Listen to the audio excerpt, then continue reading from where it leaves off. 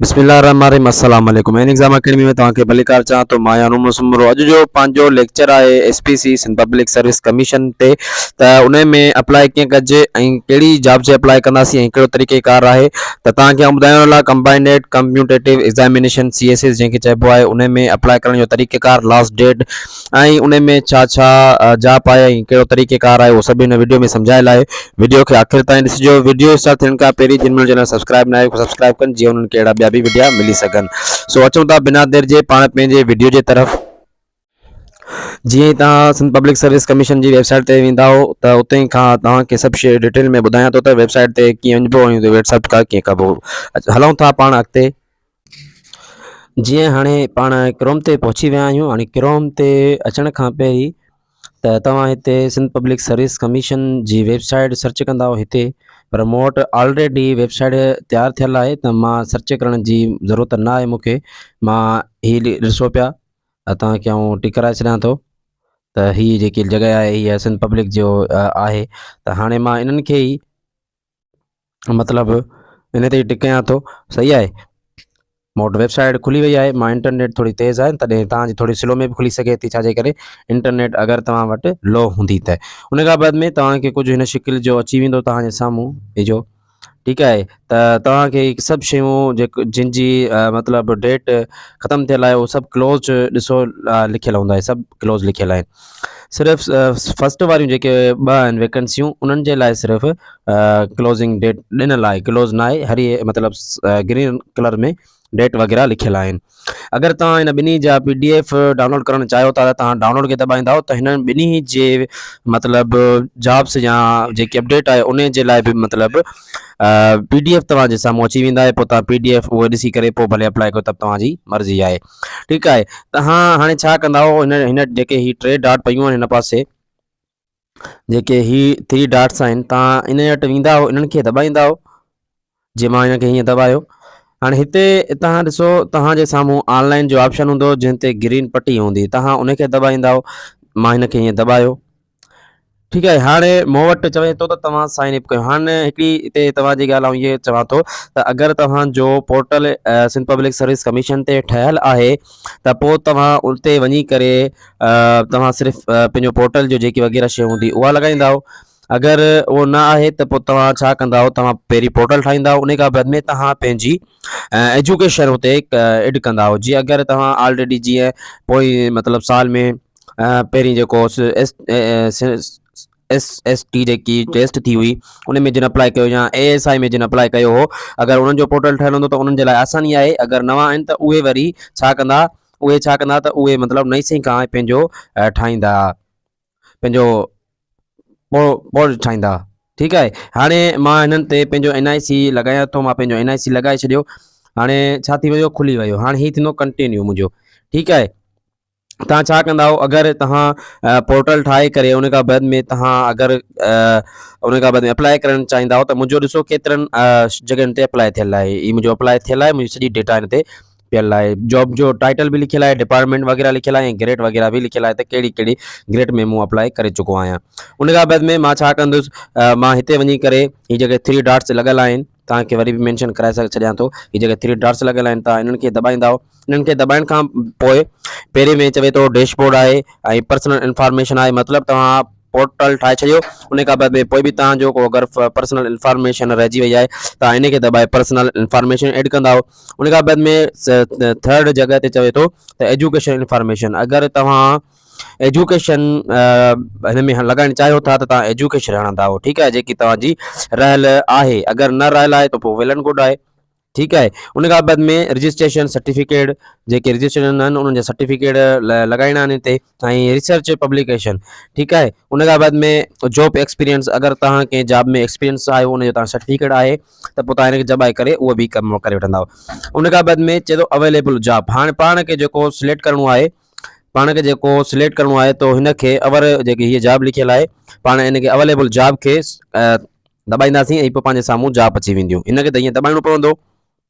ठीकु आहे। हाणे उन खां बाद में हाणे हिते पाण खे ईंदासीं। हाणे मुंहिंजो ग्रीन ऑलरेडी थियल आहे, छाजे करे थियल आहे, छो मां अप्लाई करे चुको आहियां, मां अप्लाई करे छॾियो आहे, इन जे करे मुंहिंजो ग्रीन लॻल आहे। न तव्हांजो ग्रीन न हूंदो, तव्हांजो हिन शिकिल में हूंदो जेकी हेठि सेकंड में लिखियल आहे, अहिड़ी शिकिल जो हूंदो। ठीकु आहे। पोइ अगरि तव्हां इन्हनि में अप्लाई करणु चाहियो था, हीअ ॾिसो मुख़्तलिफ़ पोस्टूं। ठीकु आहे। त मां जेको असां जेको इन में डिपार्टमेंट में अप्लाई कयो आहे, उहो हिन डिपार्टमेंट में अप्लाई कयो आहे, जेकी पहिरीं पहिरीं जी आहे, असां उन में अप्लाई कयो आहे। जॾहिं इनखे तव्हां दॿाईंदव, पोइ तव्हांजे साम्हूं कुझु शयूं अची वेंदियूं हिन तरीक़े जूं। अच्छा, हाणे जॾहिं तव्हां ॾिसंदव त हिन अप्लाई वारी जॻह ॾिसण में ईंदी, त तव्हां हिननि में अप्लाई करे छॾींदव। मतिलबु जेको पहिरियों पहिरियों आहे कंबाइंड कम्पिटेटिव एग्ज़ामिनेशन जेको लिखियलु आहे, तव्हांखे आउं मैंशन करायां थो, तव्हां उन्हनि खे अप्लाई कंदव त तव्हांजो ही अहल आहे CSS वारी। बाक़ी जेके हेठि वारियूं आहिनि जॻहियूं, मिसाल तौर ही थी वियो जेको हेठि हिन खां, इन्हनि जे इन्हनि जे लाइ ग्रेजुएशन एबिलिटी न हूंदी। बाक़ी इन्हनि जे लाइ मतिलबु पंहिंजी जेकी तइलीम हूंदी, उहा इन्हनि जे बेसिक ते हूंदी। अगरि तव्हां जॾहिं PDF डाउनलोड कंदव न, तव्हांखे इन्हनि जे बारे में अप्लाई थींदो। पर बहरहाल CSS जेकी अप्लाई कंदासीं, पाण हिन ते अप्लाई कंदासीं जेको फस्ट वारे आहे, हिनखे जीअं क्लिक कंदासीं। क्लिक खां पोइ हाणे पंहिंजी जेकी मतिलबु जंहिंमें अप्लाई कयूं था, उहो पंहिंजो अची वेंदो। छो कंपलसरी जेको आहे, उहो टोटल 600 मार्कुनि जो आहे, ऐं उहो ऑलरेडी जेको मतिलबु चइजे त हिन में इंग्लिश ऑलरेडी थियल आहे, एसे ऑलरेडी आहे। हाणे पाण खे हिन ते हिननि मां 2 शयूं पाण खे ॾिनल आहिनि, हिकिड़ो इस्लामियात स्टडी ॾिनल आहे, उहो ही, ऐं उन खां बाद में हीअ comparative study of major religion from non Muslim. हिननि में मतिलबु इहो उहे शयूं पाण खे खणणियूं आहिनि जेके पंहिंजे मतिलबु को नॉन मुस्लिम आहे, उन्हनि जे लाइ उहो ई खणे। अगरि कोई इस्लामियात पढ़णु चाहे थो, त उहो इस्लामियात ते टिक करे। असीं इस्लामियात खे टिक कयूं था पंहिंजे लाइ। ठीकु आहे। ऐं पाण मतिलबु मुस्लमान आहियां त आउं कयां थो, अगरि जे रिलेशन मेजर रिलेशन आउं कयां हा, त उन जे लाइ वरी हीअ सिलेक्ट कयां हा। ठीकु थी वियो। मुंहिंजो 400 मार्कूं थी वियूं। उन खां बाद में जनरल साइंस एंड एबिलिटी, इहे जो 100 मार्कुनि जो इहो हूंदो आहे, जेको 4th ते आहे। ऐं उन खां बाद में 5 नंबर ते आहे। 5 नंबर ते 2 शयूं आहिनि, हिकिड़ो जनरल पेपर इन सिंधी आहे, ॿियो जनरल पेपर इन उर्दू आहे। हाणे इन्हनि ॿिन्ही मां पाण खे हिकु सिलेक्ट करिणो आहे। अगरि पाण उर्दू लैंग्वेज जा आहियूं त उर्दू, अगरि पाण सिंधी लैंग्वेज वारा आहियूं त पाण सिंधी खे सिलेक्ट कंदासीं। ठीकु थी वियो। मां सिंधी खे सिलेक्ट कयो। हाणे ॾिसो, मुंहिंजो उन खां बाद में 6 जेको आहे करंट अफेयर ऑफ पाकिस्तान। हाणे इन्हनि ते मतिलबु मुंहिंजो हाणे 600 जेको मार्कुनि जो कंपलसरी हुयो, उहो मुंहिंजो कंप्लीट थी वियो। उन खां बाद में अञा 400 मार्कुनि जो पाण पंहिंजे मर्ज़ी सां मुताबिक़ खणंदासीं। चए थो group two select 1 subject of 20 marks only. चवे थो हिन ग्रुप मां, ही ग्रुपनि कुझु ॾिनल आहिनि। पहिरियों ग्रुप हीअ आहे। ठीकु आहे। उन में 5 सब्जेक्ट आहिनि। सेकंड ग्रुप हीअ आहे, उन में सब्जेक्ट 6 आहिनि। ऐं उन खां पोइ थर्ड ग्रुप आहे, उन में 4 सब्जेक्ट आहिनि। उन खां बाद में 5 नंबर ग्रुप आहे, उन में 4 सब्जेक्ट आहिनि। 6 नंबर ग्रुप आहे, उन में बि 8 सब्जेक्ट आहिनि। उन खां बाद में बि हिकिड़ो सब्जेक्ट आहे जंहिंमें 7 सब्जेक्ट आहिनि। उन खां बाद में बि हिकु ॿियो जेको 7 नंबर आहे ग्रुप, उन में पाण खे 5 सब्जेक्ट मिलिया आहिनि। ठीकु आहे। उन खां बाद में आख़िरी में सबमिट कंदो। हाणे ॾिसो, तव्हां ग्रुप पंहिंजा सिलेक्ट कजो, तव्हां पंहिंजे मर्ज़ी सां, मतिलबु तव्हां सुञाणो था मूंखे कहिड़नि कहिड़नि ग्रुपनि में मतिलबु मूंखे सिलेक्ट करणा आहिनि, ऐं कंहिंनि में तव्हांखे वधीक मतिलबु मिले थो, शौक़ु आहे, या उन्हनि में तव्हांखे ॼाण आहे, तव्हां उन्हनि में अप्लाई करे सघो था। पहिरें ग्रुप में ॾिसंदव त तव्हांखे account, identity, economics, computer science, political science या इंटरनेशनल रिलेशन मिलंदी। उन खां बाद में सेकंड ग्रुप में ॾिसो applied maths, geology, statics, pure methods, chemistry, physics, business administration, public administration, ऐं उन खां पोइ में गवर्नेंस एंड पब्लिक पॉलिटिक्स। उन खां बाद में town planning and urban management. ठीकु आहे। इहे शयूं आहिनि। तव्हां हिते ग्रुप सिलेक्ट करे पोइ तव्हां हिन में कहिड़ा बि ग्रुप 4 सिलेक्ट कंदा हो। ठीकु आहे। हर हिकु मां सिर्फ़ु हिकु ग्रुप मां सिर्फ़ु हिकिड़ो ई करे सघो था। उन में हिकिड़ो ग्रुप आहे 200 मार्कुनि वारो, जेको पहिरियों पहिरियों आहे, ऐं ॿियो जेको ग्रुप आहे उहो आहे 100 वारो। पोइ तव्हां जेको बि अप्लाई कयो, सिर्फ़ु तव्हांखे 400 मार्कूं ॿियूं खणियूं आहिनि। उन खां बाद में तव्हां हिते सबमिट कंदा हो। हिते सबमिट कंदा हो। सबमिट करण खां पोइ मिसाल तौर आउं करे थो वठां, ॾिसो त कहिड़ा बि पंहिंजे हिसाब सां ग्रुप सेट कयां थो। उन खां बाद में ॾिसो छा थो थिए।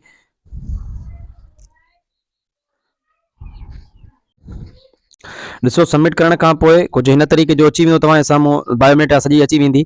हाणे त हिते जेको तव्हांजो बायोडेटा आहे उहा बि अची वई। हिते तव्हांजो मतिलबु जनरल कंपलसरी सब्जेक्ट जेके तव्हां सिलेक्ट कया आहिनि उहे बि अची विया आहिनि। हिते ऑप्शनल सब्जेक्ट बि अची विया आहिनि, तव्हां कहिड़ा कहिड़ा खया आहिनि। ठीकु आहे। उन खां बाद में हाणे हीअ चए थो कंफर्म आहे। अगरि तव्हां का ग़लती न थी आहे त कंफर्म कयो, अगरि ग़लती थी आहे त तव्हां बैक करे हुनखे सिलेक्ट कयो। पाण कंफर्म कयां थो। हाणे हिते कंफर्म खां पोइ ॾिसो पाण खे जेको आहे कुझु शइ ॾिए थो सिलेक्ट पेमेंट मेथड। अच्छा, हिन में चवे थो कहिड़ो तव्हां मतिलबु मेथड यूज़ कयो था, सब्जेक्ट सिलेक्शन कयो था या पे मेथड कयो था। पहिरीं हिते पाण खे जेको आहे सेंटर सिलेक्ट करिणो आहे। सेंटर जेको तव्हांखे क़रीबी लॻे उहो तव्हां कंदा। असां जो क़रीबी हैदराबाद आहे त मां हैदराबाद कयां थो सिलेक्ट। उन खां बाद में ॿ शयूं अचनि थियूं। हिकिड़ो अचे थो ऑनलाइन पेमेंट जेको इज़ी पैसा जे थ्रू थिए थो, ऐं जो ॿियो मेथड आहे मैनुअल पेमेंट जेको बैंक जे थ्रू थिए थो। पोइ हाणे तव्हांजी मर्ज़ी आहे, बैंक वारो कंदा त तव्हांखे बैंक वारो चालान हिते मिलंदो, अगरि ऑनलाइन वारो कंदा त ऑनलाइन वारो। आउं ऑनलाइन कयां थो त ऑनलाइन वारे खे दॿायां थो। हाणे ऑनलाइन खां पोइ मूंखे ही पंहिंजो जेको पेमेंट वारो जेको आहे उहो मूंखे मिली वियो। ॾिसो हिते लिखिजी आयो आहे जेको हीउ नंबर आहे लिखियलु, तव्हांखे ॾेखारियां थो। हीउ जेको हीउ नंबर आहे, ही तव्हां इहो नंबर खणंदा, इन नंबर ते इहो कॉपी करे तव्हां मतिलबु इज़ी पैसा जे थ्रू जेको सिस्टम थींदो आहे तव्हां उते खां मतिलबु हिननि खे पेमेंट कंदा। उन खां बाद में तव्हां हिन जो PDF करणु चाहियो त PDF तव्हांखे मिली वेंदो। हिन पेरेंट खे दॿाईंदा हिन खे, हिन प्रिंट खे दॿाईंदा, पोइ तव्हां खे इहो PDF मिली वेंदो। पोइ PDF सेव करे छॾिजो, उहो तव्हांजो मतिलबु चालान वारो थी वेंदो। पोइ तव्हां उहा कॉपी करे एग्ज़ाम वारे ॾींहुं खणी अची सघो था। उम्मीद कयां थो तव्हांखे मुंहिंजी ॻाल्हि सम्झ में अची वेंदी। अहिड़ा ॿिया वीडियो तव्हांखे ॾिसणु मिलंदा। ॾिसंदा रहो असां YouTube channel any exam academy. Thank you very much.